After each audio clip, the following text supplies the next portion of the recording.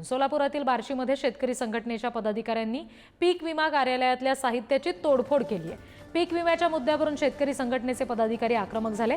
बार्शीतील पीक विमा कंपनीच्या ऑफिसमधील साहित्यासह खुर्च्यांची या शेतकरी संघटनेच्या पदाधिकाऱ्यांनी तोडफोड केली। राज्यातील पीक विमा कंपनीकडून शेतकऱ्यांना विम्याचे पैसे कमी मिळतात। सोलापूर जिल्हा पीक विम्यातून वगळल्याच्या कारणावरून शेतकरी संघटना आक्रमक भूमिकेत पाहायला मिळतात।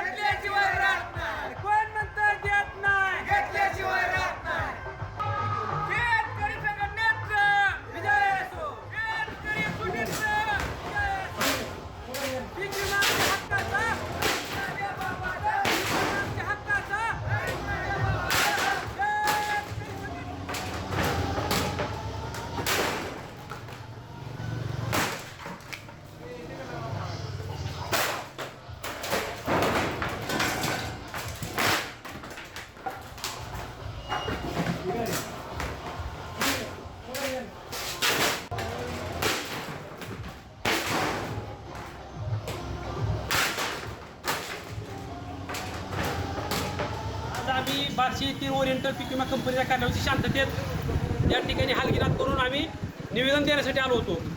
आम्ही राज्याचे प्रतिनिधी पीक विम्याचे यांना फोन लावून द्या, त्यांना आम्हाला शांततेत बोलायचं असं मी त्यांना इथल्या प्रतिनिधीला आम्ही सांगत होतो।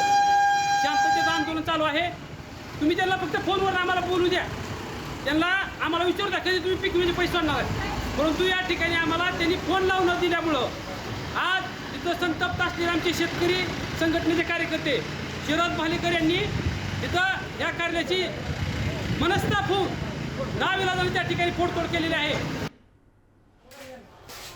आपण ही दृश्य बघतोय, बार्शीमधली पीक विमा कार्यालयातल्या साहित्याची तोडफोड केलेली आहे। शेतकऱ्यांना पीक विम्याचे पैसे कमी मिळतात, पीक विम्याचे जे पैसे मिळणार होते त्यातून सोलापूर जिल्हा वगळला गेला। या अनेक कारणावरून ही आक्रमक भूमिका शेतकरी संघटनेकडून घेतली गेली आणि थेट तिथल्या कार्यालयातल्या वस्तूंची तोडफोड करण्यात आली, खुर्च्यांची तोडफोड करण्यात आली।